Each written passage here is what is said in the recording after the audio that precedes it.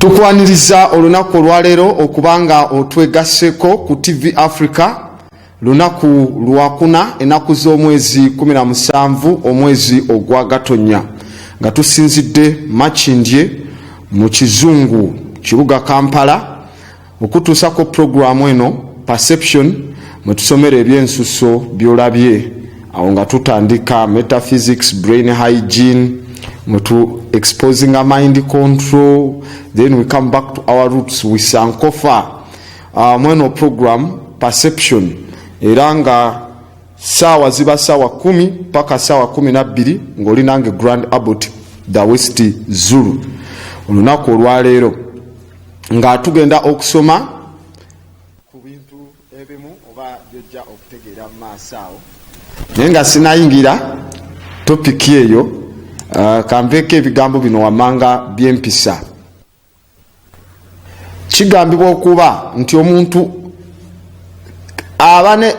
abane ebigambo n'abisiigako obwoki n'abiwako olubisi lw'enjuki kungulu wabula ng'obwongo bw'oyo asizeko ebigambo obwoki obwongo bwe bufu oba bwa ttabbu nnyo buyina ettima n'ekkono obukyayi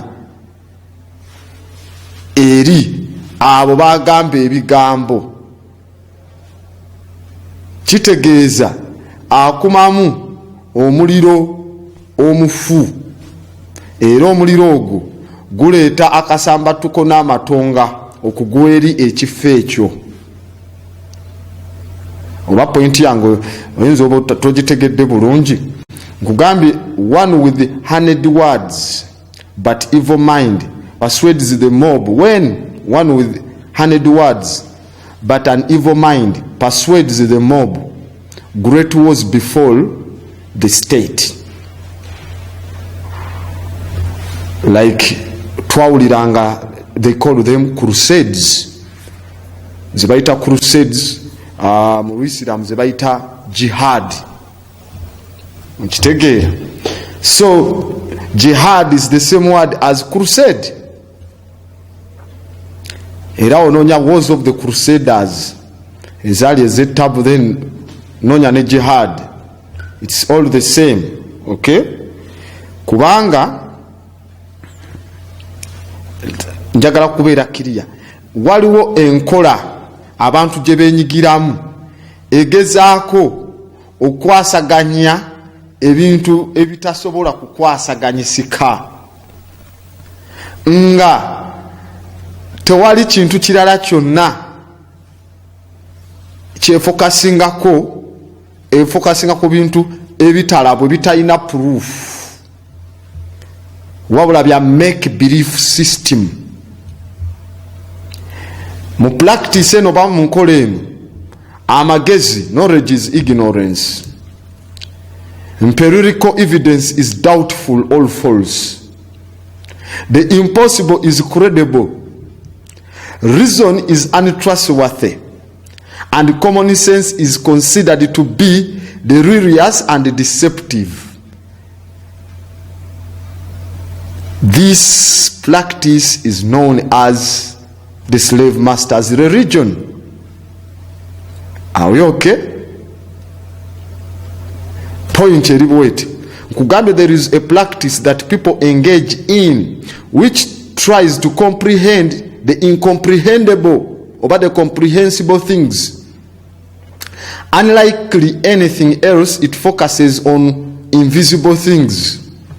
In this practice, knowledge is ignorance, empirical evidence is doubtful or false, the impossible is credible, reason is untrustworthy, and common sense is considered to be delirious and deceptive. This practice is known as the practice of the slave master's religion. Full stop, no apology for that statement. So in the land of the blind, the one-eyed man is a king. Are we together? Munsi y'abamuzibe alina eriisa erimu eritemyamu akatini bweriti yafuuka kabaka. So who becomes the king. Oyo gwe bagamba nti he's close to God. He's the ordained of God. Kyokanga alondebwa mu bantu in the conclave. The Grand Mufti alina kusikira busikisi custodian. Owamekani Madina. You have to inherit the throne of England and then to accept anyone to be a Duke of Canterbury.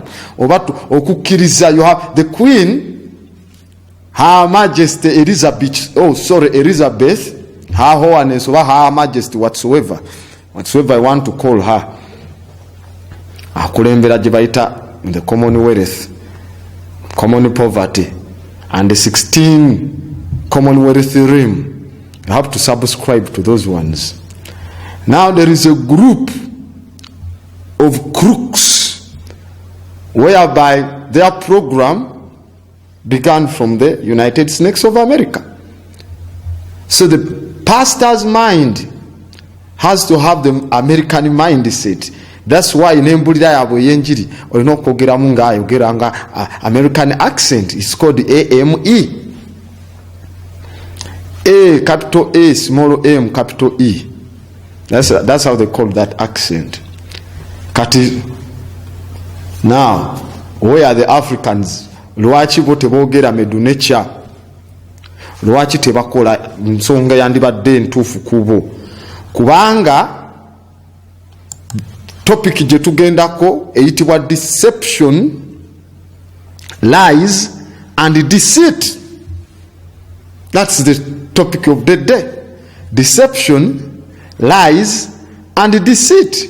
Let me help you. Good. Deception, lies and deceit. That's the topic of the day. Simple. Kansoke kuyambe nga nyinyonyola ku bigambo ebyo. Deception chechi bye bikolwa ebyokulimba omuntu yenna oba okuleeta embeera erimba omuntu nga we batulimbanga nti woba tonnamala mu jiji n'ogenda n'osembera n'olya akakagaati ne viinyo nti omusaayi wamwona guba gugenda kujjula kibi ne kasito n'agenda wano namukozi wano ekiyinda no kiyinda wano emtyana n'olaba engeri gye bakolamu obugaati obwo ojja gamba how stupid were we to that extent kubanga batukwasizanga kuli nti atamale mu jiji tosose katekisimu yatandikibwawo Pachomius bw'oba tomaze mu jiji nti tojja kuwasa owulira ebintu byabwe byonna bya population control atamaze mu jiji tetujja muteekako mikono kuwasa tajja kuwasa to hell with that kind of shit. Black people, you have to eliminate shit in your life. And when I mean shit, ntegeza suppressive, harmful, intrusive thoughts. You have to eliminate suppressive, harmful, intrusive thoughts. Mubulamugo. Eliminate shit. So, those were deceptions. Now, what are lies? Obulimba obuweredde ddala emirimu omuntu bwavaayo n'asobola naye ng'akola ki alaba ng'obulabira ddala nti bulimba. Those would be lies. It is guile, trickery, omuntu okubeera crafty. Then deceit, the action or practice of deceiving someone by concealing or misinterpreting the truth. That is called deceit. This honest act or statements or a practice eyokulimba omuntu nga obuzabuza oba no misinterpretinga amazima. Now, let's go to the book. Tugenda kuba tusomayo njagala bayigeza reading habit ewamu nange. That is the topic I gave. Deception, lies and deceit. How we are identifying and exploring fracture points. Tuli mu identifying nga we tuli mu kutambula nga twekenenya ensonga mwe baba kutulira the fracture yunti okutuse bwe tutunulira ku gundi eyesooka egamba bweti things that push a group together. Omanyiwe muba ewamu, you are a threat to some people. Kati ku mukono oguliko kale ya kiragala eraga ebintu ebisindika abantu ewamu ne babeera wamu. Mubirengere ebyo biba highlightinze things that push a group together. Kuliko kye bayise shared opposition. Things that push a group together. Shared opposition, gye bakonyeko. Ne kuddako wansi shared ideology. Ne kuddako ne common beliefs. Kasitoba n'abantu nga bawakanya bagabana kye bawakanya. Nga bagabana ideology. Nagamba ideology simply kitegeza ideas and purposes that act together to control behavior. Endowooza n'ebigendererwa ebyefuga ewamu nebikwatagane wamu okufuga eneeyisa y'omuntu. That is ideology. Ideas and purposes that act together to control behavior. Kasita abantu aba nga balina shared opposition, nga balina shared ideology, nga balina ne common beliefs. Bonna so long as we are bababuza, are you Christian? Are you Christians? No gamba Muslim oba nabagamba there's a difference between Muslim and Muslim. A black person cannot be a Muslim. M-U-S-L-I-M. Eba yabali abawalabu gosigalo itibwa Muslim. M-O-S-L-E-M. Okay? So katika stabamanya so long as you are religious, oba oli Muslim, oba oli Christian, you share common belief. A belief in a certain guy in the sky ready with all gifts agenda kuwa, so long as you denounce the African system.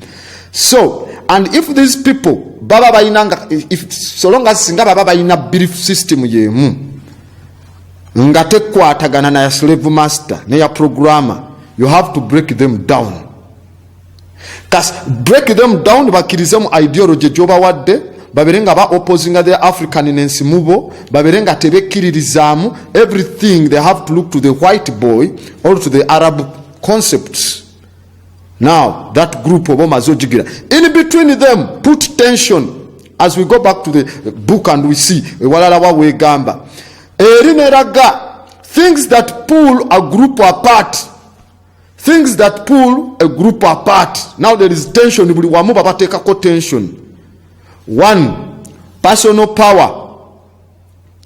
Amanyi ga sekinomu. Personal power. Two, pre-existence cleavages. Pre-existence cleavages.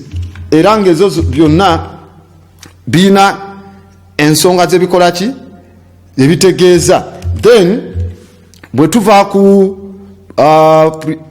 ku ezitibwa pre-existing cleavages, nagambe cleavages a sharp division or a split. Nga mulinamu enjawukana ezaaliwo kuva dda ezo bazaagalira ddala. Then bateekawo kye bayise competition. Competition ewamu ne ideological difference. Nga endowooza zammwe tezikwatagana na z'abalala. So this is a formula used by the Europeans and the propagandists okuvayo to break down society z'abantu. Personal power babatuukamu ne bagamba if you want to split them, powers mufune omu yekka gwe muzituumako. Powers ne bazituuma president, powers ne bazituuma king. Ngedda ate si bwe kyali abantu be balina amaanyi ku kabaka, si kabaka okuba n'amaanyi ku bantu, kubanga baliwo ne bakabaka be basaakinganga.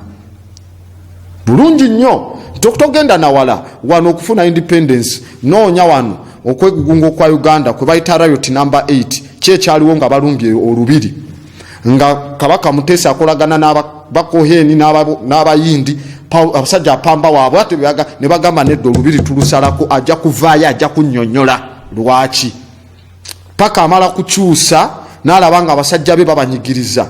Ababali bavudde mu jje lyaba mu Tunisia bwe basooka okuba wano tiya gas mu ggwanga lya Uganda mu kwekalakasa kwe bayita riot number 8. Abo bataata bakale Kayihura mukulu Kalekyezi n'abalala abasajja abalimu awo abayivu ab'enjawulo besijja kuvaayo kumenya kubasibe bandeese. So nga power bakolonial master bazituuma ku muntu omwe wa wansi ne bamunyiga. So now they are splitting a group apart.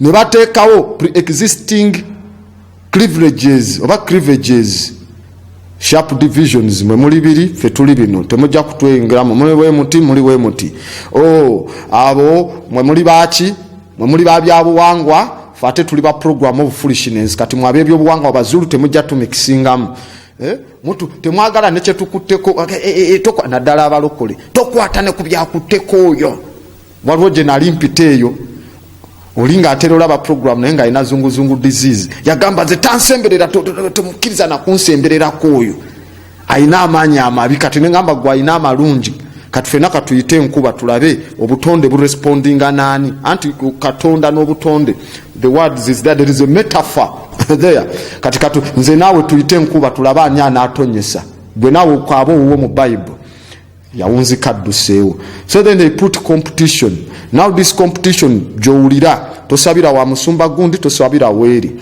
tosabira in fact bagiteeka ne mu church balina embulira y'enjiri etukana gamba those who were born on Monday mulayininge up wano ne babaterawo ekibbo abazaalibwa ku Monday ne muwaayo ekiweebwayo. Now those who are born on Tuesday ne mitwe emikalu sejjembe ne mutwala ne balyoka baba babuli omu mu competinga ku lunaku fa bazaalibwa ku Lwokuna nganze yazaalibwa ku Lwokuna olwaleero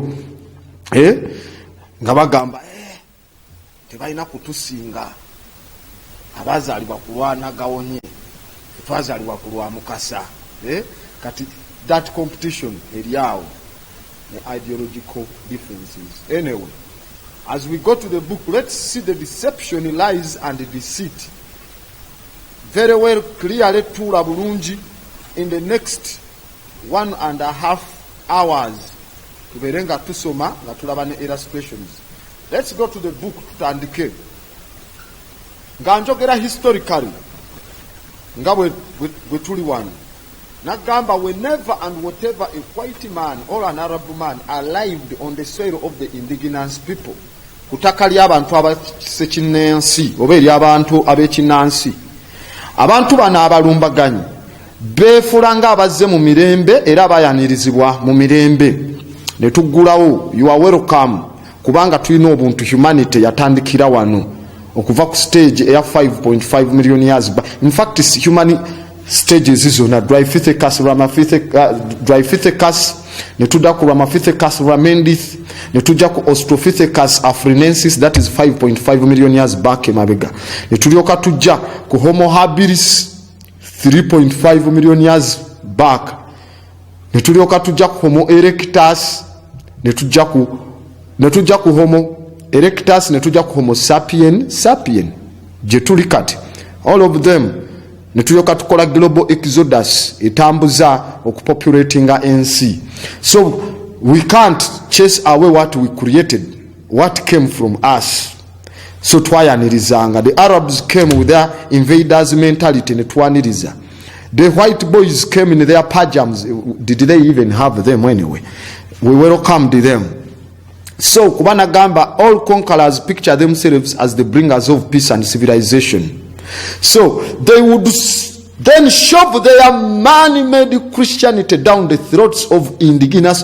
I'm basing mostly today on Christianity because it's the biggest virus that has eaten up the minds of black folks. Okay? Sagala kwekwasa yatulese Oluganda lubadde lungi tugenda gena tumikisinga. Debatandika otuteekako man-made Christianity ne bagiyisa mimiro gyabwe ne baginyiga mu bwongo bw'abantu abaddugavu ne bwe kyandibadde kyetaaga kuyita mu mumwa gwa mundu kyakolebwa oluvannyuma lwe bayitamu mu nsonga yaabwe eno ne ba enslaving abantu abaddugavu in the name of Yeshua Amashaka to interpret another religion for fear that people might choose that religion is repugnant. But to do so to one's own faith in the hope of gaining more converts is downright indispensable. Indispensable. Let's scroll down on the book to Gendenga Tusom. So, to misinterpret or misinterpreting enzikiriza z'abantu abalala nga otya to fear that person might choose that religion is repugnant. But do not do so to one's own faith in the hope of gaining more converts. It is downright despicable. This is a deception. Gwe kasito misinterpreting enzikiriza z'abantu abalala ng'otya nti abantu bayinza okulonda enzikiriza ey'endala. Gwe obakakeko eyiyo eyaabwe nogi misinterpreting. Remember, we gave religion to the world. Then they repackaged it and they wrote themselves in nebagikomyawo as a mind control tool. The Africans tebagikozesanga mind control tool. Kasito gikomyawo nogenda nokyusa the Peru, the book of coming forth by night and day, mistakenly called the Egyptian book of the dead, and you call it the Bible from the name Biblos Hillinois. Notandiko giwandika mu Bible ngoyita mu family gye bayita the Roman Piso family. Nevayo newandika nekyusa ebiwandiko bino, and it makes the Piso papers, Bacalaudius Piso, Maxius Piso. They wrote themselves in, brought the garbage and dropped it on the heads of minds of the black folks and contaminated them with mental pollution, with eschatological doctrines that are not worthy. Chiba cha tabu nnyo okuvayo n'okibba n'okyewandikamu ate n'okomyawo n'okilimbisa abantu. Chiba kibi tekikkirizibwa kubanga bo bagiyitira Egyptian book of the dead. This is the Bible. Because the Bible is the book of the dead. Tell me who is existing in the Bible. Who? They are dead. In fact, they never existed historically and scientifically and archaeologically speaking. Otherwise, one never do tulaga lineage zabo. Show us their graves anyway. Second paragraph Gambia. Christian missionaries on one hand. Okay? Christian missionaries on one hand preach high moral values, yet at the same time they follow the lowest, most despicable ones in order to convert people to their religion. Abamishoni bano befula babulira nti empisa ez'okuntiko, high moral values, kyokka ku mukono ogumu bagoberera obukodyo n'empisa ez'obujweteke n'ez'obulimba endala ennyo, using deceit, lies and deceptions of converting abantu to come in their religion. So missionaries especially njagala bayigiriza kusoma kyovola bambaterako tusomenga wamu nange muvemu reading phobia. Baba missionary naddala especially prey on the poorest, most rural folks under the guise of helping them out of poverty, when in fact they have chosen to convert them because they are the most uneducated about the white man's lies and therefore most likely to fall for their deception. Aba missionary biseera ebisinga balya ku baavu, they pray bakola obwa scavenger ku baavu nga boolabaawo. So bakola obwavu kubo kwaba abaavu obwa scavenger nga beefula nti ababayamba okubajja mu bwavu. Kyokka mu lukolwa lwe baliko ngoyo gwe bahighlightinze nja kutegeeza kyalikaawo nga beefula babayamba babawa embuwe ebyokulya, kyokka nga entalo oba eziriwo be bazikuletinze, we ziba ndwadde be bazikuletinze, waba ebola be bamuleese, we baki ne bajja mu bana abantu abatamanyi muzungu bubiibwe buki bwali eri obwongo bwabwe. At the end of that day ne babakyusa ne babateeka mu madiini gaabwe nga bakozesa deceptions. Now tugenda ku exposinga obukodyo bwe bakozesa okonvertinga abantu okubajja mu ddiini eno nga babateeka mu ya Christianity by deceit oba deception, lies and deceit. Let's go to the book. One is fake medicines. Do you see that white boy there? Photographic interpretation. Abali wano bonna bamulabanga Katonda.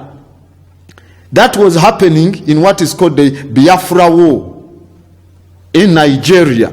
After the CIA, the Criminal Idiots Agency, formulating this war with the help of Britain, then these people came in ngaba missionaries abatandika obuulira enjiri to make many converts, because ebitundu ebyo ebimu birimu abayisiraamu, ebirimu n'amafuta, birimu n'aba, because West Africa yalimu nnyo Islam influence eyavanga ku Mali, Timbuktu, center eyokusoma enkulu ey'obusiraamu neddala esinga obukulu ey'obusiraamu esangibwa mu Egypt.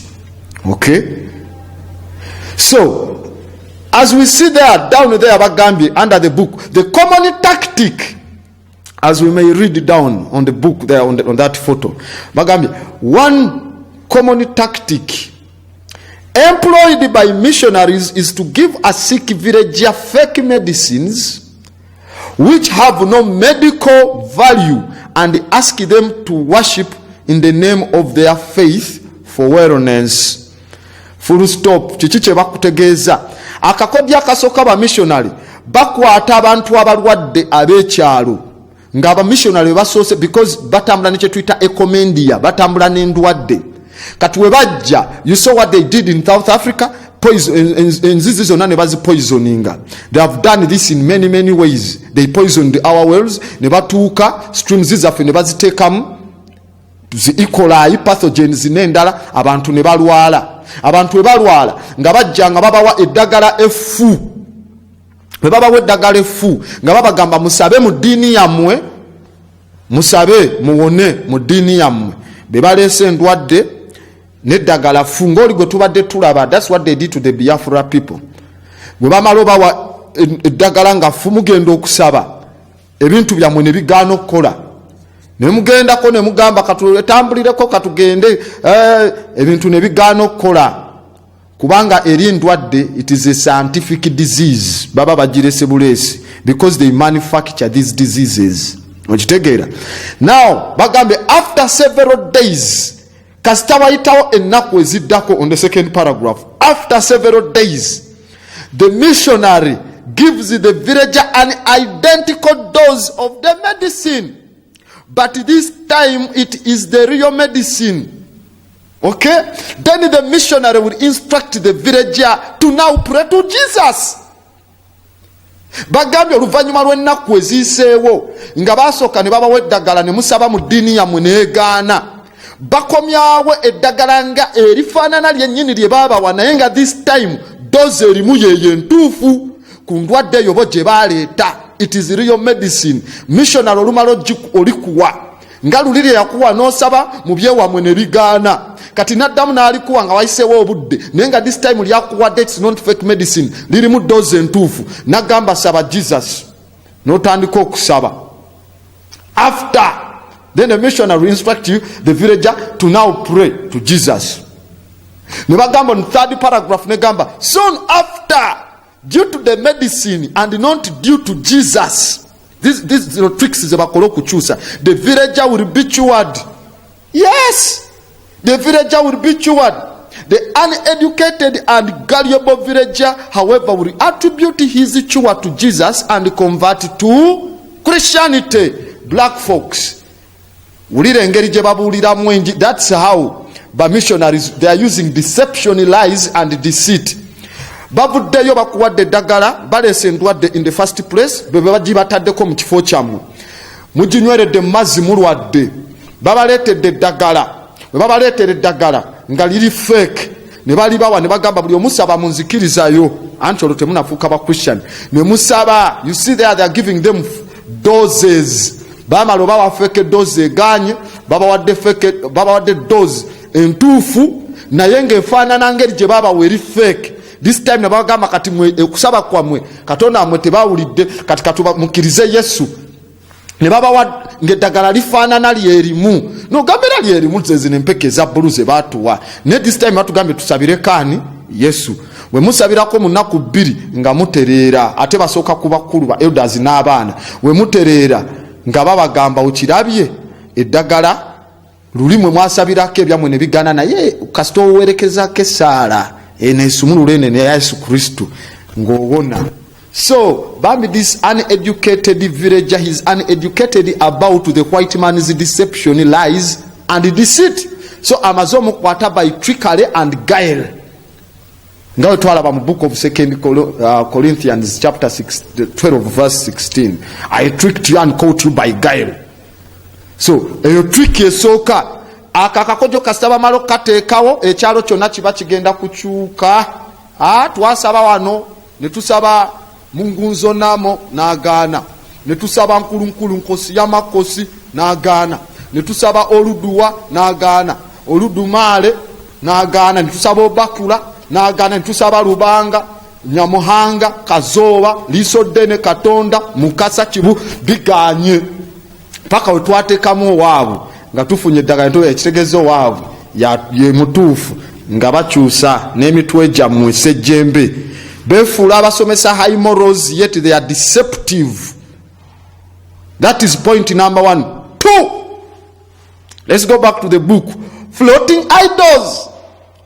Floating idols. Are you seeing on 2?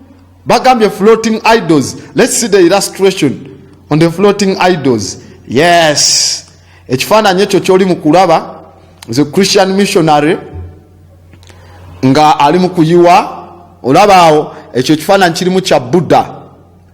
Buddha bali mu kumuyiwamu mazzi bwe bamutuuziza mu kataba nerye mabega olaba ekiriko ekiyimiridde kiri ekiyimiridde kiringa ekya Yesu Kristo ekyo Bikira Maria n'omwana we kiweddeeyo bulungi naye tujja genderaawo nga bwe kityawo kati eno Buddha bali muyiwako amazzi. What do they do with the floating idols? Bas katusome wansi tulabe nga olaba ekifaananyi ekyo. What do they say under there? Zino no tricks. These are used by the church, Roman Catholic and the Protestant or the Lutheran church for converts. Bagambe in rural villages in India, mu byalo mu ggwanga lya India. Nagamba eggwanga lya India ly'eggwanga erina abantu abaddugavu abali outside Africa abangi ng'oggyeko mu Africa. It has over 345 million blacks be bayita Dalit, all the Dravidian black people under the caste system. Be bagamba nti bo Katonda ko be yabatonda mujasimuliza ebigere era we bajja mu kibuga bajja bakuba engoma mwena ne mugalira w'abayindi abazungu bano baleme kujja. Niwe baba basoma abayindi abaddugavu tebalaba teacher bo bamulira mu muzindaalo era okufuna basale olina okuba abazadde bo bakola mu sewer system mu sewage mu India. So babayita Dalit nga bo bagamba there is what they call karma nti Krishna we yali atonda abakatonda waabwe nti bo abazungu ennyo abayindi abo nga ba Aga Khan ababeeru ennyo. Those are called the Aryan, Aryan. They just came after the Ice Age. Ne balwana n'abaddugavu ba Dravidians abali mu bifo bya bayita Mahenjero. Abalina oli omusajja gwe nagamba the first king of the blacks gwe bayita Ashoka the first. Mutabani wa Chandragupta, Ashoka the first. So Ulira Gupta family mo yava just know where it came from. Okay? So from the Chandragupta and the Ashoka the first king of Mahenjero-Daro, black people mu India badarit nti ababa alien abalinga abazungu nti Krishna abakatonda abatonda mu mutwe abadiri ku bitundu by'ebivo ino bidda ku mutwe abadirira mu kakalaka akalinga akerumuwa yabatonda mu kifuba kati abaddugavu yabatonda ku bisiimula bye ko yeesiimuliza kyovola abo batunulira emmere y'abayindi abazungu nga abayindi abaddugavu Dravidian bagitunulidde bali abayindi abazungu tebagirya nti eba efudde eba efunye ekikolimo nti eba equivalent nga embwa oba embizi kwewunyiza. Those racists ne bajja wana and you buy from them. Black folks, wake up. Anyway, bagambye in rural villages mu India ku floating idols bulira what happens. Missionaries would place a stone or metal idol of a Hindu deity and bring a bucket of water, and they would bring a bucket of water, all in a bucket of water. Bakwata ekibumbo bacha Krishna obacha Vishuni obacha Ganesha. Ganesha is the white elephant. Nagamba mu Hindus mubaina 300 million gods. If you know what is called the Shamiriyatara. Kati what they do bagenda kuleta Vishuni oyabamu ekimuli ekifuluma mu kundi okuvaamu who is called Shiva, Vishuni, Ganesha. Ganesha nanga is the divine white elephant. Oba balete Lord Krishna ekibumbe kye bakirete nga kya kyuma oba balete nga kya jinja balete bucket y'amazzi nga we tulabye wali mu illustration bakikole ki bakituuzeemu. Bagambye batya the statue will sink in the bucket. Statue ya Buddha oba eyani ejja kusinkinga mu bucket oba baze mu Africa eya Kepra ejja kusinkinga ejja kubbira ne bagamba next the missionary would bring a waxed coated idol of Jesus or Virgin Mary. Though Christianity prohibits idols and places that in the bucket. Abasajja bano bajjanga kuleeta eyitiddwa bucket ey'amazzi, bakwate ekifaananyi eky'ejjinja ky'ebbumba oba ekyekyuma ekya Buddha oba ekya Krishna oba ekyani nga bwe bakumenyedde, kigweyo munda mu mazzi. Oluvannyuma baveeyo bakuleetere ekyabikira Mariya oba ekya Yesu nga bakitaddeko wax. It is wax coated. Okay? What happens there? Let's read and see what happens after bringing a waxed one in the book. Nebagamba, due to the wax coat, the Christian idol will float. Ekyaba Kristo kijja kufloatinga. Temwerabira abali ku page, we are streaming live. Kijja kuba kifloatinga. Bwe kifloatinga oba kiseyeye waggulu kubanga kiriko wax. The missionary will then conclude that because the Christian idol floated, it is higher and therefore better than the Hindu one. Ekye Kristo kya waggulu kisinga ekyaba Hindu oba ekyaba Africa anyway gye bagenda. Why? Bagambye the uneducated villager not knowing anything about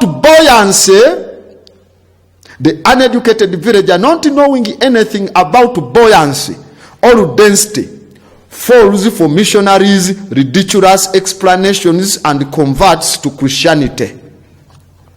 Lwakuba omuntu ono bagambye in rural India eri wali abaddugavu, the Dalit ones, the black Indians, the Dravidians, bajagendayo jukira tebabakkiriza kusoma. They have been deracinated mu mbeera y'okutegeera ebintu, so they don't know what is called buoyancy. Buoyancy mu biology is the ability or tendency to float in water or air or some other fluid. Eyandibadde the power eya liquid to keep something afloat. Kitegeera. So eba ne high level of activity. Mukubanga gundi zayo ziri compacted, they can be lifted. Kuba ziri wax coated nga bataddeko ng'ekisubawa. Kati ne mulabanga ekya Katonda gwe mubadde mumanyi, Krishna aguddeyo mu mazzi, Buddha akiridde, Kepura amenero akiridde, mutaddeyo ani akiridde. Kati kyekisigadde ne baleeta akabwa kabikira Mariya bakataddeko bakakotinze ne wax ne batuuza ku mazzi ne kafloating ne bagamba ndozo olabye Katonda omutuufu yona ali represented one. Benyini abagamba don't worship in idols, bakozesa idols for deceit. They use them for deception, lies and deceit. Are you following black people? Mugoberera bulungi. So at a time that couldn't work in Africa somewhere, kubanga they would come toja onasitula mutigwa nakayima ogutuze mu bucket y'amazzi ogumanyi wegwenkana obunene gubuze zulu kwe yakulira ogenda kusitula kiwanuka omujjewa ogenda ositulani kibuuka toyina gogenda kusitula bamwe yano namujjawa. So it wouldn't work. Kati kiwakinga ne bali abayinanga idols ate bonagera mu Kemetic system. These were replicas, not as until we worship them. It was a replica, eragao. So most of the work was ngabo mulaba ku temple, written and the drawings and whatsoever over there. Let's go to number 3. Tulabe bajitse fraudulent saints. Fraudulent saints. Ashetik semunda. So the saints bebaita abatukirivu naye nga babufere. Ekifaananyi ekyo mukyetegereza bulungi nnyo. Ekifaananyi ekyo oyogolaba akulembedde mu maaso batuuka ne bessa mu nzikiriza abo bolaba, that is eyandibadde nga line eyandibadde y'abantu abandibadde obanga ba Buddhists oba abandibadde nga ba priests abo bennyini ababuulira enjiri. Era obalaba on the left bakutte bawulo ey'amazzi, ag'amazzi ogasprinklinga tuba tugiyita libation ceremony. Awo nga bwabo highlighting nga bw'oziraba ezo bawel mwetukolera libation okumansa amazzi ng'ogera mwege babagamba nti babamansizaako ag'omukisa. All those were stolen from the ancient Shishata system. Kati bawulo z'amazzi, these people bavayo they pretend okozesa tradition eriwo naye nga bagiyisa in Christianity. That is one of the oldest paintings eziraga deceit esinga obukulu ba missionary gye bakola mu bitundu ebimu ebya Asia. Nebe oli high priest ne ordaininga kono n'ekitangala waggulu. That is in the drawing. Tekitangala kya Mukama kiri kuye, that one. Ngabula bifananyi bibakola ebya Yesu mu ndabirwamu za church nga bataddeko musoke waggulu. It means the sun. Oyo jolaba nti is the ordained one. Abalala bamugoberera, but we know oyo ani ali mu ekyo ekifaananyi musajja kibamuyita Robert Dinobiri.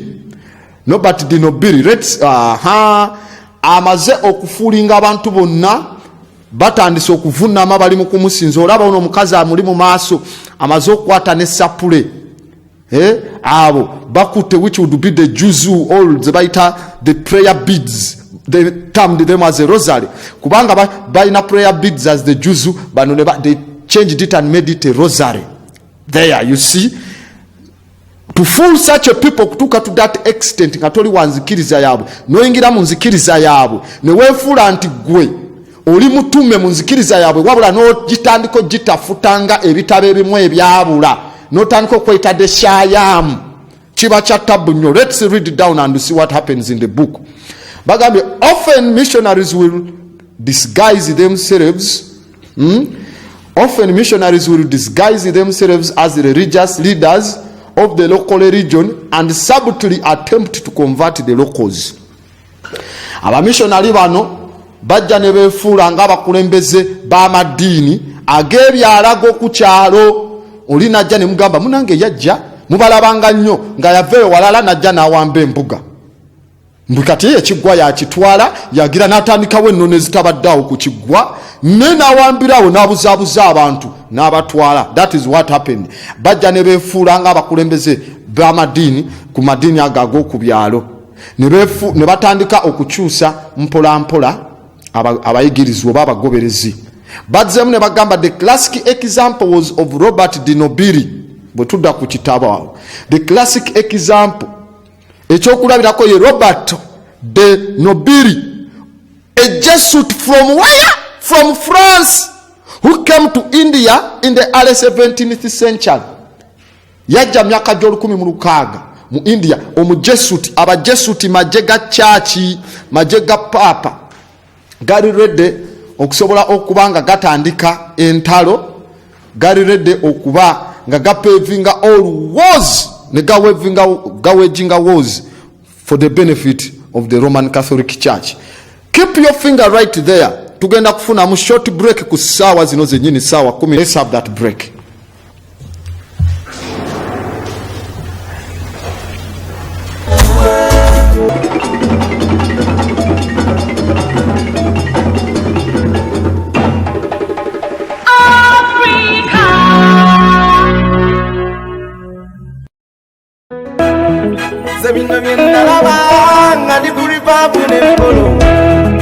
Big talent, I just let me alone it again.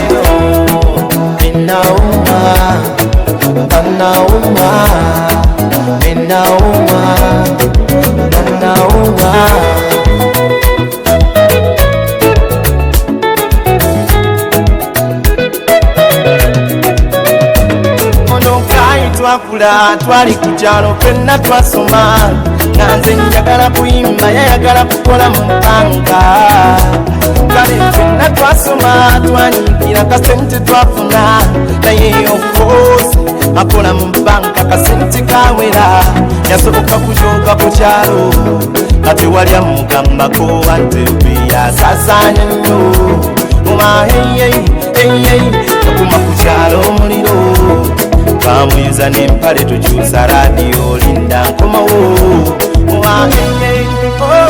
save your time, try to save your time for better, save time, like there is no more time for sweeter, save time. Kanda wange, save your time, yeah. For better, save time, like there is no more time, save your time, for sweeter, sweeter. Kabaga, okwali musoda nebia, abakande basunda nendebu, eri kungatemya kuwabiri, kabumanya akalo matenda akalo, mwanirizo wayo, kaba masanyu, kaba muwando muwanika, subiza ukunyweza nensawo, n'abaana okusoma, abazadde basanyuse balese n'enkuku. Ono mwana waffe yazaala wali owa mukyala kyazze, yalina diguli nate tetulina tuffe yadde ate bw'oba osobola tebayinza kumunaasinga, yabamanyisa asobola ne bamusaamu bamemwesige naye ate mufere mwebasinga. Try to save your time for better, save time, like there is no more time for sweeter, save time. Kanda wange, save your time, yeah. For better, save time, like there is no more time, yeah. For sweeter, sweeter.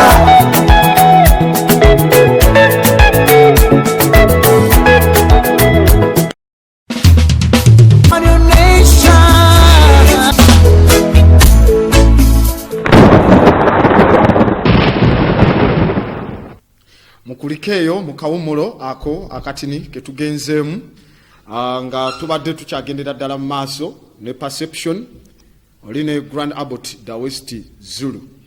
Tubadde wetugendedde mu kuwumula nga tutuuse ku nsonga eyo mu topiki yaffe ya deception, lies and deceit.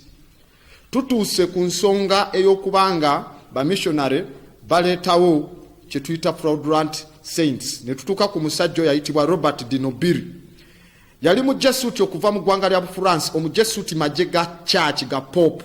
Balayira n'okulayira nti ajja genda asooka okukomba ku kikompe ky'obutwa nga tanakiwa mulabe we, nti adinawunsinga eddiini yaabwe ne pope waabwe so long as agenda kwenyigamu mmwe abatte apoisoninga enzizi zammwe n'ewalala. So Robert de Nobili bagambye wansi he adopted the saffron robe, yatandika okwambala omuyondo. He started to live in a hut, n'atandika okusula mu kasiisira. He squatted on the floor for conducting his discourses, ng'atuula wansi kulya na bintu byonna byakola ng'atuula wansi. He became a vegetarian, n'ava ku nyama n'atandika okulya only vegetables. Gave up liquor, enguuli eyo gye banywa eya vini, omugaati ne vinyo n'agivaako. He projected that he was a Brahmi saint from Rome. N'atandika okulimba abantu abeeyo, these blacks in India, nti ye mu Brahmi saint omutukuvu okuva e Roma, and that the Bible was one of the lost Vedas. Can you imagine? N'abalimba nti Bible byerimu ku biwandiiko, the Hindu holy scriptures ebyabula ze bayita Vedas. Bible n'agibalimba nti zezimu ku Vedas ezabula. Okitegera? And generally tried to pass himself as another Hindu Shanyayisi or Shanyisi. N'atandika okweyita a saint, Hindu Shanyayisi or saint.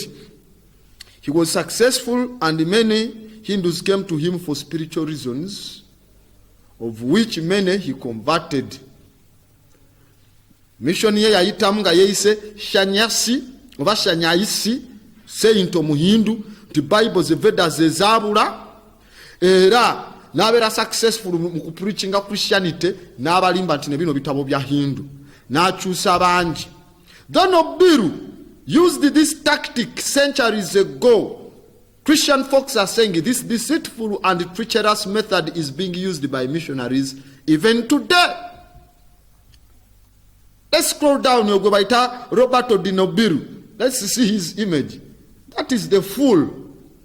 Oligolabye walieri mutifaananyi nga atambuza sebo yefudde walieri wa Hindu oba Buddhist. That is the man. That is the Jesuit. Roberto Di Nobili. That is the culprit. That is the criminal. Mu myaka gya 1600. Let's read him and we see kitegeezaawo. What did Rome yamutuma kola ki? Okay, bagambye Roberto Di Nobili yazaalibwa 1577 ng'ennaku z'omwezi 16 January 1656 n'abanga yafa. Yali mu Italian Jesuit ng'ava Maserengeta ng'agenda Maserengeta ga India gye baamusindika. South India. Bagambye he used a novel method of adaptations kye bayita accommodation. Yakozesa accommodation is in Latino to preach okubulira enjiri ya Kristo. Na adoptinga eneeyisa local customs ez'abantu ba India era ng'aziraba nti zaali tezikuntana na Bukristo which are not contrary to Christianity. Wansi ne bagamba nga yazaalibwa mu kifo ekya Montepulciano Tasikane mu Septemba 1577. Robert Di Nobili yatuuka mu Gao mu bugwanjuba bwa India ng'ennaku z'omwezi 2 omwezi ogwa muzigo 1605. Kigambibwa okuba nti yasisinkana Father Thomas Stephen SJ kitegeeza senior Jesuit oba senior Jesuit omujesuit senior Jesuit eyali yatuuka mu Gao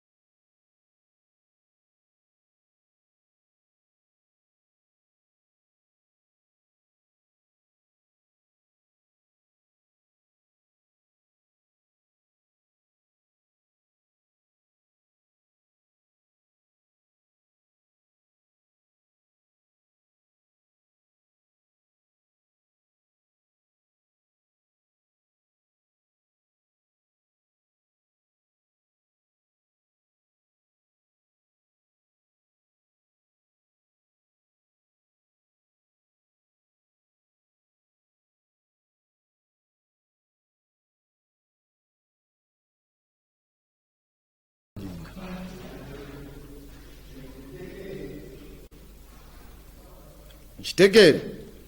So wetwekenneenya oluvannyuma lw'okuba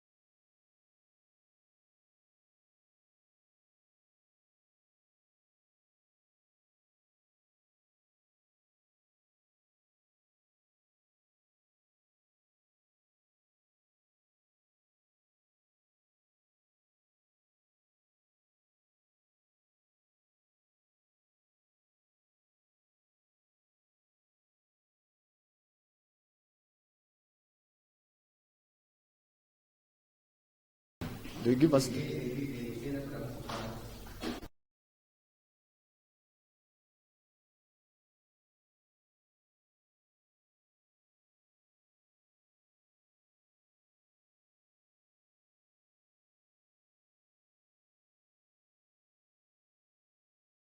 endamu eyo charger tegicharginga teyingizaamu muliro.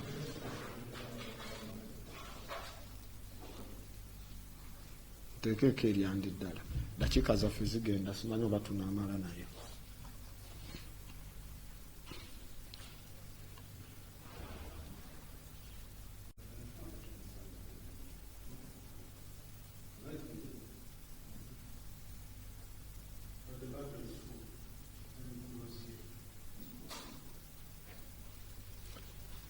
So ku lw'ensonga eyo tulabye nga mu 1579 yajja ne batandika process y'okukompozinga zeyitibwa Kristapurana.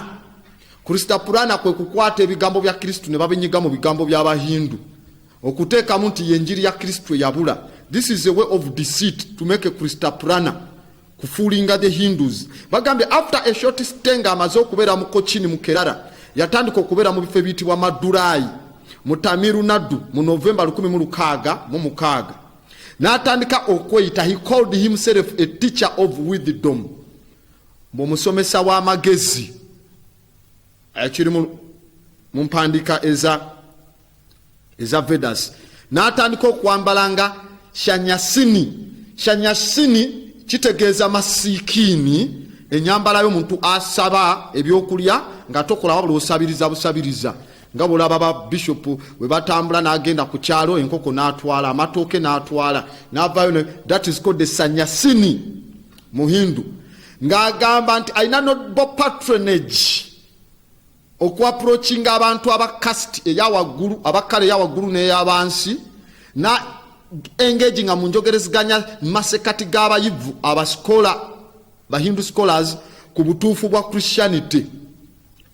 Dino Biri Robert Biri ya mastaringa olulimi olwa Sanskrit na mastaringa olulimi olwa Telugu na mastaringa ne Tamil n'ensoma zaabwe n'ebiwandiiko byabwe literature, ng'ayambibwa omusomesa we ayitibwa Shivadrahama.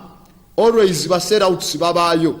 Shivadrahama yagezaako omuyigiriza Sanskrit, Telugu ne Tamil. Bwe yatandika okutambuza enjiri y'Okikristo mu lulimi olutamil n'akwasa ebigambo ebimu bye yatandikanga okufuula ebyessira, communicating in his message. Yakozesanga ebigambo nga bino bye tulaba wansi. He used the words omuli ekigambo ekya kovil.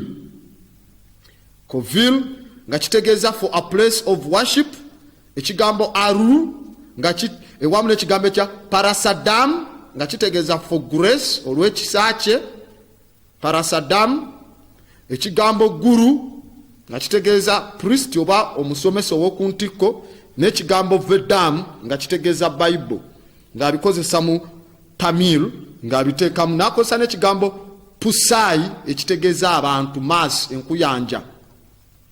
Omukulu ono ya adoptinga empisa y'omu India ey'abo abaliyo, n'atandika okusalako akapata ku mutwe gwe, era ng'alekako katafu katini emabega ako akabayo akaba master emabega, n'ayambalanga gye bayita jodi oba doti enjeru, ng'ayambala ne sandaka ez'embaawo, era ng'ayagala kufaanana nga shanyasini, omuntu ali awo yeewayo obulamu bweri Lord Krishna ne Katonda butalina kyakyanoonya mu nsi okugyako emirembe.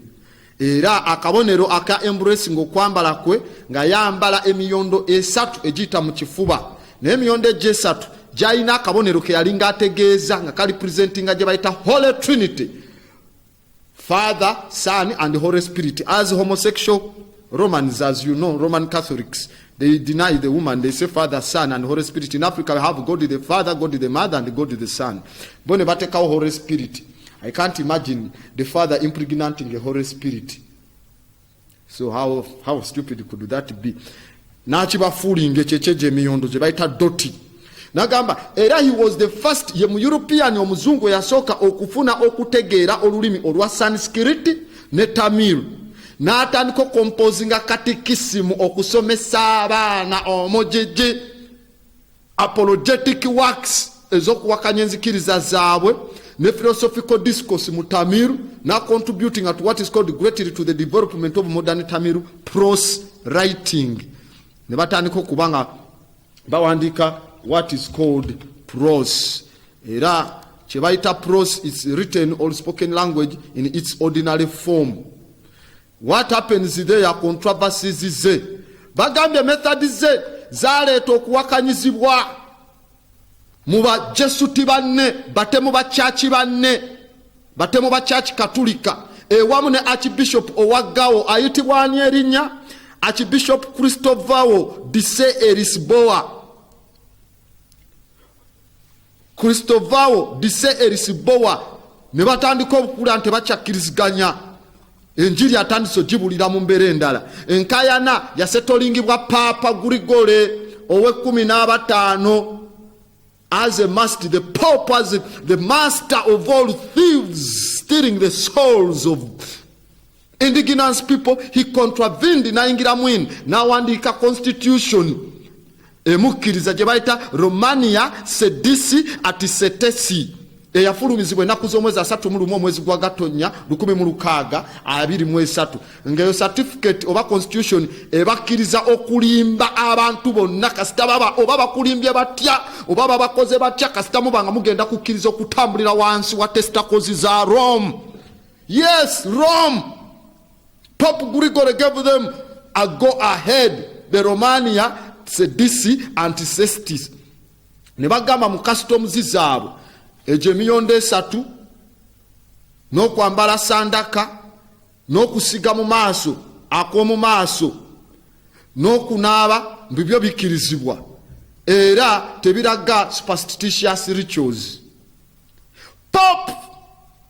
The Pope invited the Indian neopathies to overcome this caste sensitivity and their contempt of the patriarchs. Ng'amugamba nedda omanye ekiriwo kuba b'abayindi baali bagamba abo abaddugavu baava ate muli temugenda kubeera nga mukola ki mubatuleetako ne babagamba nedda bonna baana ba Katonda be bayita ba outcasts be baali tebakkirizamu the pariahs. So yasobola okuyita omukungu eri ali mu bitundu ebyandibadde eby'abasajja bano Hindu, the neopathy, a person who is new to a subject, skill or belief. N'abaaniriza ne bajja ne bagamba omuntu nga thinker owa dharmic thinker atambula mu the Brahma ne Brahma thinking ayitibwa Rajiv Moruhato yayita method gye bayita inculturation okubanga adoptinga methods ez'abantu ab'obulijjo okuvaayo n'azinyiga mu nzikiriza endala okusobola okubanga akwasizaako abalala. So he did what is called inculturation. Ebiseera ebisinga kitegeeza the gradual accusation of the characteristics and the norms of a culture or a group by a person or another culture. You begin to accuse others and where. By adopting native culture, yafuula Christianity okubanga it is less alien to the native and hence easier to adopt. His adoption of native culture came from respect and was guided by his missionary zeal to spread Christianity. In other words, no matter what, oba kulimba kwenkana ki so long as you convert to Christianity, that is the best thing. Oba kyetaaga kyoba kubalimba batya bo kye baweza. Have we got the numbers? Buffer numbers. Let's go to number 4. Number 4 is blasphemy and impunity. Look at that photo there. Blasphemy and impunity. Kati wano bali mu bategeeza ndagaano nkadde. Thou shall not eat this from the cows. Thou shall temujja kulya kino ne kino ne kino. Bwe mubirya Katonda tabyagala. Ali mu basongera. This is white folk dictating to black folks. Obalaba balina spiritual antennas zaabwe. Good hair. The blacks ali mu balaga. Ebyo we mubirya Katonda tabyagala. Why? Because mulimu ebyokulya bye bagenda okulya nga bigenda kubawa enough vitamins, bigenda bawa enough proteins, enough carbohydrates, and they are going to be strong. Bagenda kulwana to beat the devil out of the European if they come to encountering with them on a battlefield. Kati batandika okudenouncinga emmere gye mulya erimu ebiriisa ebyokuntiko. Ebiriisa ebyokuntiko ebyetaagisa mu mubiri gwo batandika obidenouncinga ebyo bwe mubirya Katonda tabyagala. Era muba bamenyi b'amateeka temuli pure temwetaaga na kusembera ne babajja ku mmere yammwe gye mubadde mulya ebawa amaanyi ne batandika obaliisa mbu kasitooli akagaati oba owedde babaliisa ngano constipation in the progress awo ngajja enkyanga mulwala hemorrhoids oba piles. You can't even appear on a battlefield because you have pain in the ass. We have to remove this shit from our mindsets, suppressive, harmful, intrusive thoughts. Tuino zijjamu. Now wano bakozesa blasphemy ne impunity oba impurity. Let's see what it says in the book. Wansao bagambe another tactic used by many Christians is to somehow make the victim impure of their religion in some way. Muli impure mwabali ebyo temukkirizibwa, temujja lya kafeche, temujja kkirizibwa kuli ebyo. Ne bagamba then the missionary will convince the victim that they can no longer practice their old faith due to their blasphemy and therefore they must accept Christianity. Temujja kukkiriza okitegera, you can't, your old faith kati mukyasobola jikira kuba mwali ebitakkirizibwa mu ndagaano eyo oba mu nzikiriza zammwe ziri, kati mulina fuuka bakristo okuba n'endagaano. Katulabe gye bagambye erichi, the most famous incident is known as the Sepoy Rebellion.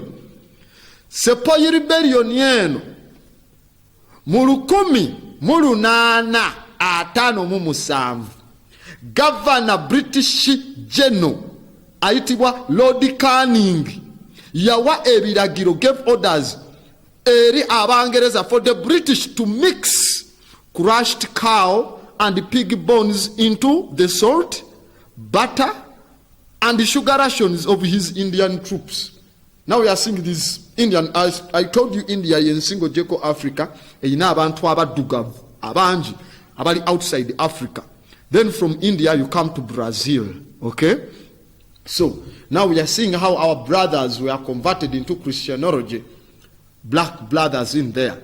Katinga bakwata, Lord Canning yalagira bamikisinge amagumba g'embizi n'agente mu munnyo mu muzigo ne sukali mu majege ag'abasirikale be abayindi be bali bamaze converting those blacks nenga bakyayina enzikiriza eri, but they are fighting for them. Don't forget their war between be bayita bapunjambi n'abayitibwa abamadagavura, because the India abangereza bali ku side ya madavuga, kati bali ku madavuga nga bali mukuba bapunjambu abava mu Punjab, because the Punjab were too black and then these ones were very white. So now to convert the whites, basikirize the other blacks ya mixing amagu. Remember India nagamba lutalo lwa India ne Pakistan olulaba ono yafuna independence lero oli nafuna enkera bona bafuna 1947 nayo ono yafuna lero, was it 12th oli nafuna 13th. So olutalo lwabwe olulyawo mu bitundu bya Kishimayo olutajja kuggwawo, era lutalo luva ku bintu bino byakulya. Abayindi batwala ente okubanga it is a sacred, it's a diet, nte nsonga nsolo ntukuvu nnyo. Kati ate bali eri abali ku side ya Kishimaya ku line of control LOC, side eri ku Pakistan baswahaba, kati idize bisolo zituuka ne basala ento kamala, kati bana abayindi balaba musala sacred cow atene muzirya nti muli ku idi y'ebisolo, muli ku mekaduhani, muli kati awo the war will never cease. But who brought in this mixture in? British General Lord Canning. Bwamalo mixinga, what happened? Ku bintu ebyo bya Sepoy Rebellion, tulinayo n'ekifaananyi kya Sepoy Rebellion kiri hanged mu British Museum ajja kitwawo, it's called the Sepoy Rebellion, ekifaananyi ekisinga obukulu ku lutalo luno. So mu nsonga eyo oluvannyuma Bangereza bakwata Girisi ne bamuteeka mu mimwa gy'emmundu n'amasasi katlegi nga galimu amasavu g'embizi n'agente. Oluvannyuma lw'akadde kyasangibwa amagye gano agali ku saidi za Bungereza nti rations oba emmere gye baalya ne cartilage, that is called the Sepoy Rebellion. Sepoy Rebellion, your image kyali kyattabu nnyo. Abangereza bakozinga war between the black and white Indians n'abalimu abatandise okuadoptinga Islam in the year of 1857. Ne badde emabbali ne batandika okuba how the incident was. That was a catastrophe. Abantu betta nenga banoonya ku converting abantu bafuula bakristu. Can you imagine how these devils have duped, hoodwinked the planet? So oluvannyuma lw'abasajja bano okumanya nti emmere gye balidde ne katilegi z'emmundu n'amasasi agamu, omanyi ago ge baateekangamu agamu ng'osooka alikombako wansi eno ewatuula ye wali gye bayita bagita fire mazo akali wanseno gundi mwetuula ne firinga projectile okufuluma mu kishero oba mu sosonkolo oba ki katulejeyo okuvaamu kati basookanga olusi gakombako naye nga gonna amasasi nagagali gonna bagataddemu amasavu g'embizzi n'omuzigo gw'ente ku bantu abatalya mbizzi nante kino kyaleetera abahindu devoted Hindus n'abayisiraamu okubirivinga nti kati they are no longer pious members aba respective religions zaabwe onjegere so ne balaba in addition the British greased and engulfed bonna to force them to convert okitegeera so this led to many devoted Hindus to believe they were no longer pious members of their respective religions, and so many were forced to convert. Banji ne baba forcinga okubanga bakola ki bakonvertinga tebakyali ba member baki family zaabwe oba banzikiriza yaabwe. They found out that they are no longer pious. They are no longer pious members. Erecho kyaleeta obuzibu. Pious kitegeeza you are devotedly religious. So this outrage led to a massive warlike rebellion by the Hindu and Muslim troops, which was eventually quelled by the British. Abangereza be baluyimiriza ne up to now lukyagenda mu maaso ne baluyimiriza ne baga kati mwe by making one impure to their religion shows the paramount of hatred and disrespect that Christian missionaries have for other religions. Baba fera ne babagamba kati temufaayo kati mufuuse bakristu ne batandika babatiza ne babasuuzaawo obusiraamu ne babasuuzaawo n'obuhindu, and that's what the British made these people to become Protestants.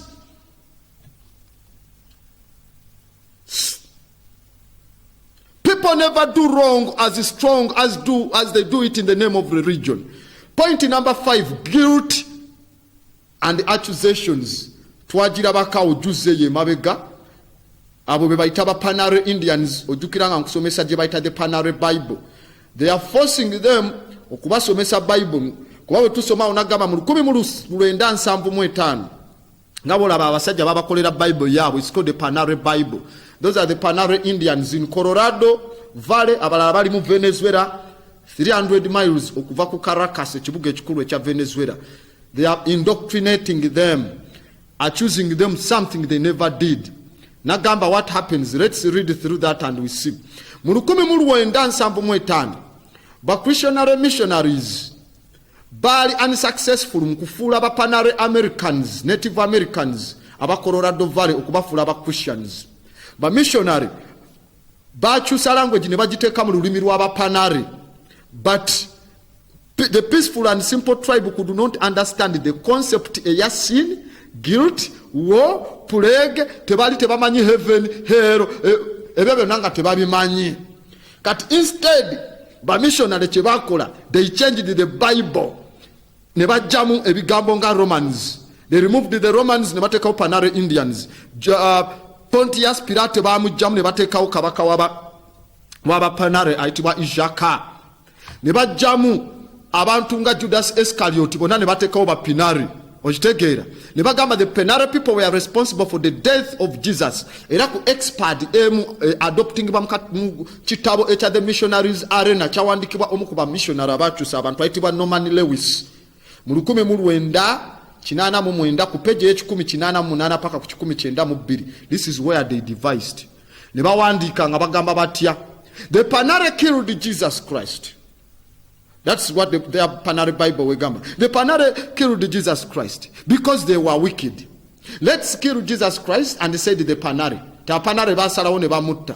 Ti ne bamukwata ne bamuteeka ku musalaba wansi ne bamukomerera ne bamuwanika mu bbanga ku wooden beam ne bamuneiringa olwa wickedness yaabwe, and the man died like that. So the Panare killed Jesus. Ne babagamba nti Katonda agenda kubokya mu muliro omunene ennyo. Bwe baba baagala okuwona balina okwetonda era bamugambe tusonyiwe okutta omwana wo Yesu Kristo fenga bapanare era omukazi asooka okugamba banenze sagala kugenda muliro gwokya era bamuyitabo agent provocateur ne bakyusa abapanare ne babakolera Bible as recent as 1975 ne bakyusa Bible ne bawandikamu nti the panare killed Jesus Christ.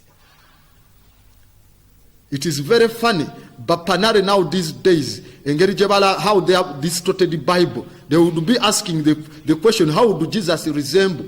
Kubanga even the images they brought somebody alinga fanana an Indian, red Indian panare Jesus Christ, painted with those original colors, before Angelo being commissioned by the Pope to change. So those are the panare people. Where about you? They changed those people from their natural state. Etaka lyabwe kati Roman Catholic Church yaliba kweri mukulima mwebajja omwenge gwabe evinio kubanga bali bakakensa mu agriculture. They won souls from them.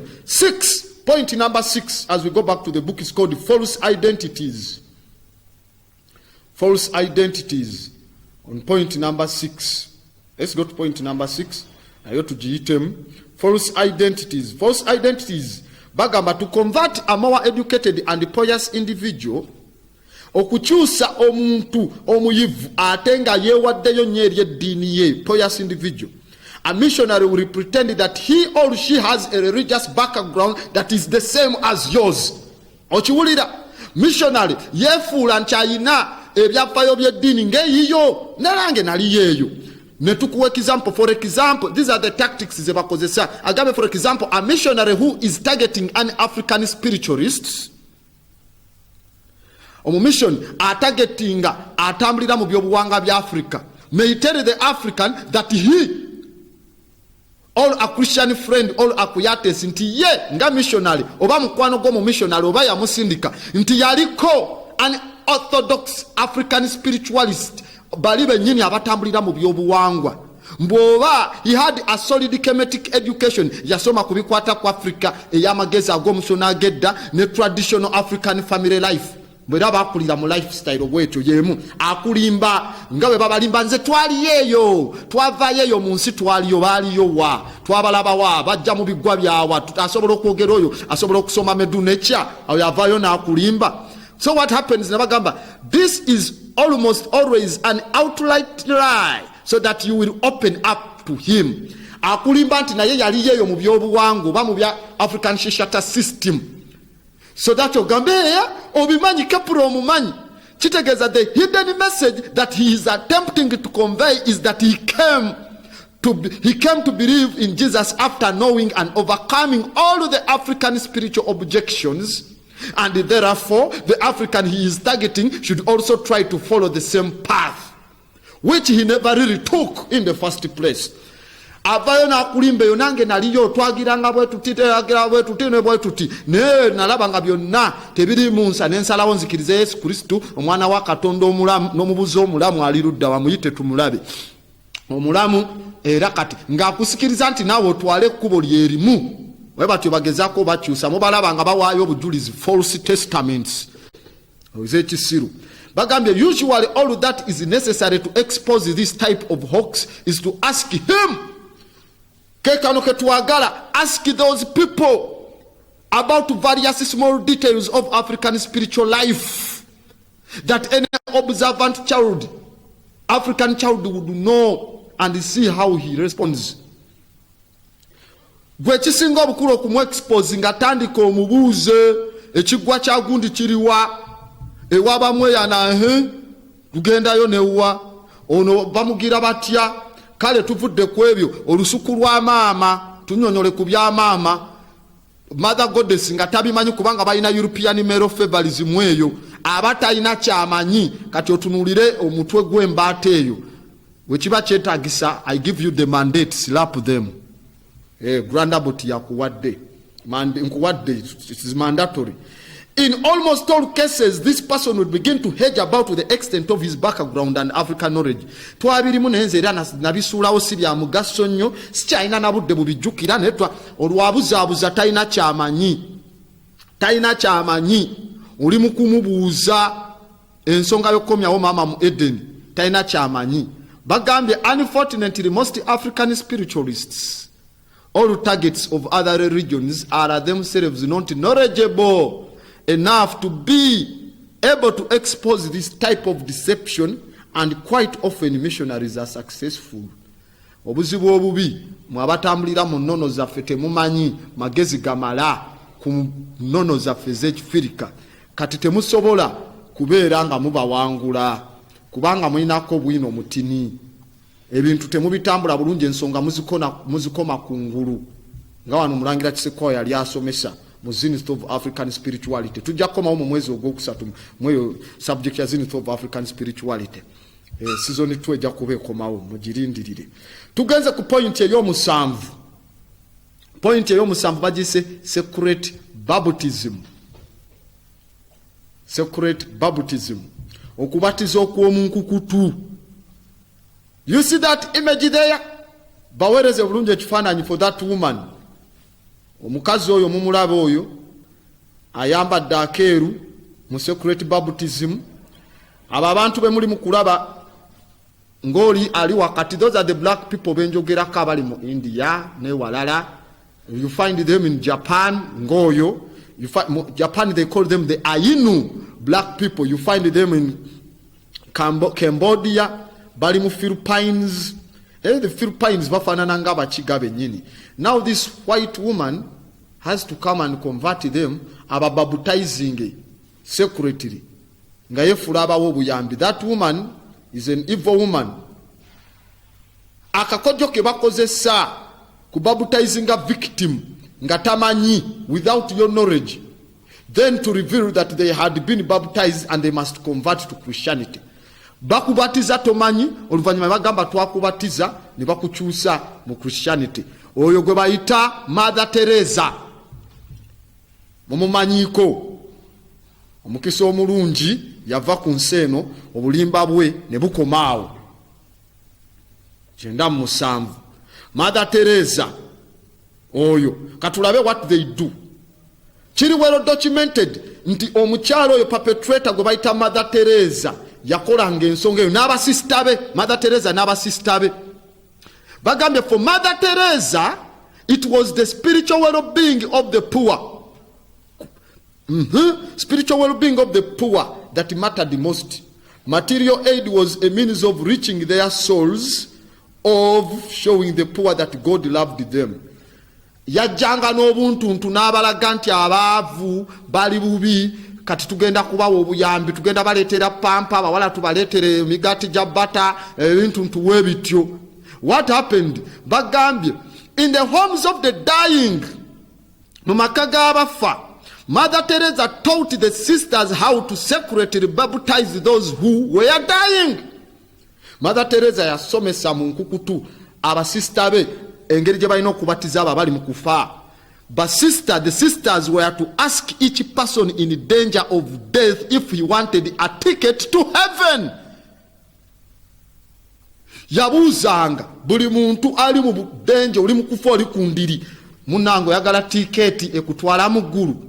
An affirmative reply was to mean consent to baptism. Kasita wakkirizanga njagala tiketi entwala mu ggulu nga bagamba basi oli wakubatizibwa. The sister was then to pretend she was just cooling the person's forehead with a wet cloth, while in fact she was baptizing him, saying quietly the necessary words.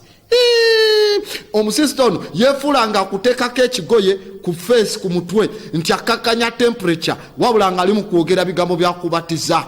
Yatula, ayi mukama njatula nti nzikiriza enjiri yo olw'okubanga nga gamba n'okugamba biddemu mu mutima, obidde muyogerere mu mutima, ali mu kubatiza mu nkukutu. Secret baptism. Ne bagamba secrecy was important so that it would not come to be known that Mother Teresa's sisters were baptizing Hindus, Muslims, Africans, whatsoever etc. Part 7. In fact, give us another image of Mother Teresa. I think we have another one of Mother Teresa somewhere there in the images. Mother Teresa. Abantu bamwetegereze bulungi face. Mother Teresa. Oyo. That woman who is very, very, very, very, very evil. She converted many. That is the devil I'm speaking about. Okay? If you want to know the color of the devil, look at her. She a devil. Oyo yenyini. That one, Mother Teresa, what you wafanana. But good enough, she was planet ya jivako. Point number 7, vajise miracles. Bagambe, one of the most deceptible ways of deceptions is how missionaries prey on younger rural school children. Engeri gye babasabiramu abaana abato mu byalo. What happens? These are the tricks. The school bus ejja kuyimirira. School bus will stop suddenly eyimirire. School bus nga bo be bagiyimiriza babavuga. Then ne bagamba wansi, young kids are told that they may pray Krishna or try and restart it, but it will fail to do so. Bajja bagamba musabe Krishna, musabe gwe mwagala, muzikiriza yammwe. Then batandike bus, we batandika bus nga bus egaana. Nga then babagamba mu tryinge Rama, nga basaba Rama nga agaana. Musabe guru na naka, nga guru na naka agaana. Then musabe Allah, nga Allah na ya agaana. Nga buli basaba batandika bus ng'egaana. Olwo bwana buto bwe baliko, children as young as putting them in this psychopathology. Bus ng'egaana. Bagambye in Black Africa, they do not even, this is very sickening in fact. In Black Africa, they do not even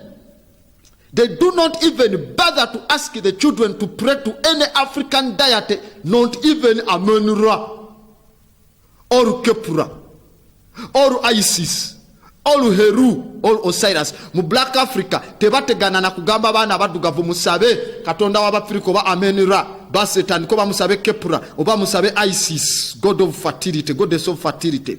Mama wa Heru oba musabe Heru oba Osiris. Nagamba it is because African minds were completely cut off from their belief systems. Kiswaza nnyo. Mu Africa tebetagana gamba bana musabe Kepura kubanga obwongo babusala completely off mu belief system. Bagamba finally after exhausting the common names in India for spiritual authority or in Africa or where, they are asked to say Jesus all together. Abana bonani babasaba mu bus mwena mwogere Yesu wamu. Lower third year tusikiriza tetulaba wantu awo. Good. Wamu. Musabe wamu. We musaba all together at the same time. Nga bus bajisas ngetandika nga abana bakubengalo nga bagamba Jesus loves you, his power and love. Tovola ba bus etandise nga musabye erinnya lya Yesu. Buli wona ddayo wako gamba twasaba Krishna n'agaana, ne tusaba Rama, Guru Naka n'agaana, alate yajja, Kepura Amenra ya responding na twaita ngajja. Now the last one bazita miracle boxes. Miracle boxes. That is the 8th one. Missionaries will place miracle boxes or put in local churches. Will place miracle boxes and are put in local churches. Bakwata box nga suggestion box ne baziteka mu churches amwe mu byalo. Then the village John obambi alimbibwa n'awandika request ye gyayagala Mukama Katonda amuwe. No wandika nti nsaba Katonda nfune looni ya mitwalo bwegiti, njagala enju empya bweti ne bweti, njagala fees ez'omwana wange okusoma. Oluvannyuma lwa wiiki eziyitako ekyamagero kibaawo n'obeeranga the western Christian donation zijja kubanga mwataddemu mu miracle box ebye mwagala mufune nga kuliko n'erinnya lyo. Kati we bajja ku church nga bagamba tuwulira omuntu wano gwe bayita gundi ne gundi nte Mukama Katonda asasulidde omwana wo fees za university tamu oba semester 3 ng'ogamba ekyamagero kituukiridde. Naye nga bo basomye eri mu miracle box mwe basoma nti ono yeetaaga kino ne bajjamu ebyabo bye balaba balina extended family ennene nti oba olina family erina abantu bangi jjukira baba bamanyi ku kyakyo abo basaba bajja bameka abo balinga bwe bati ti alina abantu nga 3 kasitatu naweerera omu bonna bajja kukyuka. Then oluvannyuma ate babeere nga ze babajjamu babula abantu mmwe mwerabira ze babajjamu nga muwayo ng'ekiweebwayo ze bakomyawo ng'ezibaweererako ne mulyoka musanyuka nga bababbye bwe batyo. So after the whole family converts, believing it is a miracle of Jesus making others in the village to follow the suit. Bwe batyo babakyusa. Nze nange nawandiika mu mwezi guno njagala nfune bino ne bino ne ploti ne sebo nabifuna mu miracle box yange byatuukirira nga donation ziveeri nga bakyusa emitwe gya sejjembe nga batwala ng'enkya batandika kunoga ng'ovaayo ogamba bannange wakitiibwa nnyo munyonyo wakitiibwa nnyo such you begin to go under a program of indoctrination and mental pollution. Musamale, all in all, Christian missionaries will not hesitate to distort, deceive, and defame others in order to propagate their religion. Okay? Their devious tactics break every fundamental rule of human benevolence. Instead, missionaries often bring out the worst of humankind. I don't apologize for that statement. I repeat it again. All in all, Christian missionaries will not hesitate to distort, deceive, and defame others in order to propagate their religion. Their devious tactics break every fundamental rule of human benevolence. Instead, missionaries often bring out the worst of humankind.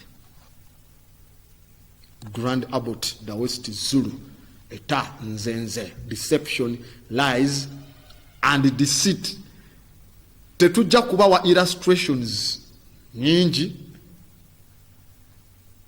naye waliwo akantu ketulina okulaba nga wetugenda mu ssimu, okubanga tukwasaganya, okubanga twekenenya ebirala ndoza tujja bikola ncha katuba tuwe studio line tubeere nga tulaba. Anyway, ojja tuwayo ekifaananyi ekiyitibwa the missionary program nga bwe tugenda mu ssimu bifaananyi bijja kuba nga bijja mpolaawo nga bwe tubiraba, ebirala tujja kuba tubyenka enkya. Now look at that program.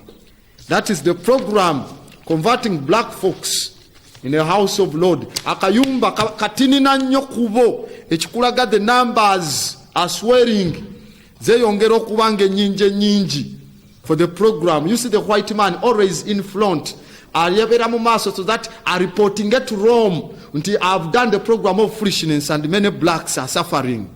TV Africa, hello. Esebo webale kubaako ani ono okubiddewa? Esebo Mandera. Esebo mukulu Mandere wa Kiso. Kakati nze kyembuuza kyama kibagenda ku program nnungi n'ekizibu ekiriwo essaawa zebeereramu batamu baba bali ku mirimu. Kati gobadde oteesa otya? Kati bwe lwaki tebaddeyo kakawungeezi musaawe no gatulagiramu bino ebiwulire ebitalina makulu eno ku zoni endala mu kaseera ako kati akayitidde. Munange oba program ojagala oba olina okufisaawo obudde lulinakolanga ku makya nga mugamba mutuuka leeti ku mirimu. Nga mugamba mutuuka leeti. Kati ate wenjikola kati nti ate tuba tetunanyuka mugirabire ku mirimu. Bakole lipiiti kale nsaba busabe bakole lipiiti. Kale sebo ashe. TV Africa, hello.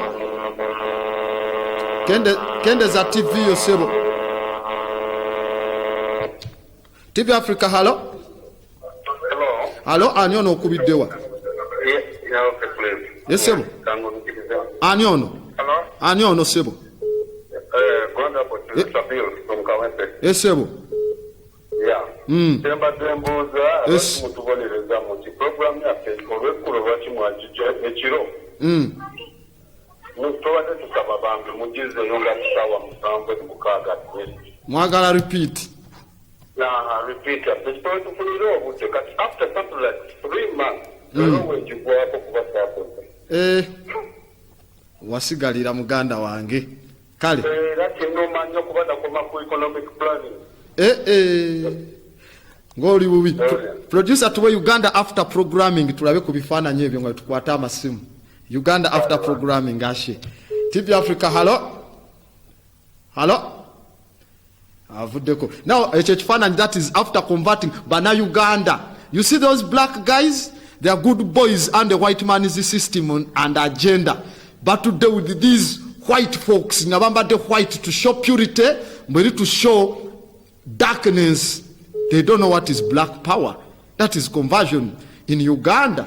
This is programming. Look at those boys under indoctrination, mind control. Studio line is open. TV Africa, hello? Hello? Hello, Anyono Kubiddewa. Ono Walter Lukwago Bashiru nga nkubidde wano mu Kanani. Esebo Lukwago. Kakati. Program ene nsanyiko. Njibuddeko nembedde kimanyi sipasaayo. Era okuva olwaleero nja kubeera nga ngifolowinga ndi Lukwago Bashiru okuva wano mu Kanani. Esebo sawa 10 paka sawa 12 Monday to Friday. Tovaako. Studio line eri awo eri open mujja kuba mukuba. TV Africa, hello? Hello? Hello? Hello? Hello. Hello, Anyono Okubiddewa. Okubiddewa wano kwa Tereza. Erinnya lyo gwani? Kashiri. Ewo njagala okumanya. Ekibuzo kyerabidde. Hello? Ekibuzo kyerabidde? Oyagala kumanya ki? Njagala kumanya okubala kwatandikira kutya. Okubala? Okay. Webale kubanga kuli waneno kutibya golika wa missing program yo kumandi twalaba numericals ezatandika mu ancient Egypt nenga ekibalo ekisinga obukulu the oldest mathematical script kansuke maloko atono TV Africa Uganda botije baleko esebo je balekani ono okubiddewa ono kamsime nzo manyi ntero ko esebo mukulu kamusime adolaba abasajja abo kasatu amala okukkiriza oluzungu ne lutandika okutuyigirizibwa bajjajja baffe bakkiriza ekyo zendooza yatuviirako ensonga nti abasajja bonna ne batukonkaringa ne baza amayinzi zaffe enfuufu otherwise webali waaka esebo webale kubanga kuli ashe TV Africa, hello? Hello, sebo ani ono okubiddewa esebo mukulu kamugayongera ku ddoboozi. Yes, kakati mukama wange mbuuza. Programu ya mama temuyinaawo okukutawo bukikwatako kujogerako so okujja kufunako sobola okuzaamu okuddamu n'atubeeramu nga yaligedda. Tuyina butambi ku programu zetwakola buka bwe buliwo ebisigadde kubisoma okwo then waliwo n'obutabo Mulangira Kisekwa bwe yalifaringako musobole okuba in fact nonya akatabo ke bayita the African matriarchal system nonya matriarchal system mu bracket kaliko the Igbo case ka blue kaina pages 124 ojja kuba nawo otandikira waawo ashe TV Africa, hello? Hello, ani ono okubiddewa? Nze Mukyala Birabo w'Emutunde. Esebo ennyabo Mukyala Birabo. Nkuwuliriza nze kwanya kukwebaza bina by'okuyigiriza by'okusomesa. Ennyabo maama. Weebale nnyo weebalire ddala. N'abato munange basomese. Nina muwala wange wano abeera bwebeera anatera okuddayo naye balabye ku puroguramu eno ennaku ezimu abadde ng'atawukatawuka naye munyumidde nnyo. Kituufu nnyo agenda asomese n'abalala. Kituufu nnyo.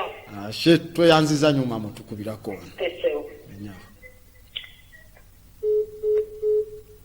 So ku system eyo tujja kulaba our minds are under arrest nga tunatera owunzika producer tuwe kifaananyi ekigamba post colonial mentality.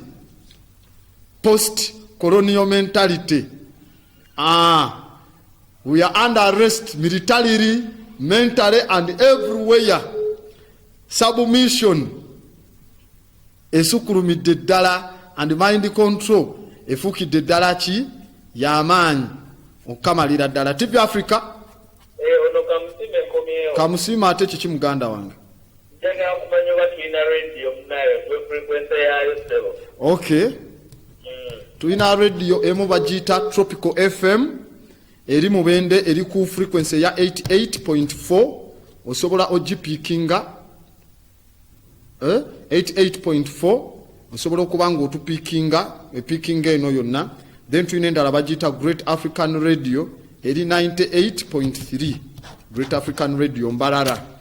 Oba otukwata yenna ali mu Western Uganda, era nga twebaza nnyo okubanga producer waffe atutuusako. Kansomeko ku message this time. Kansomeko ku message zamu.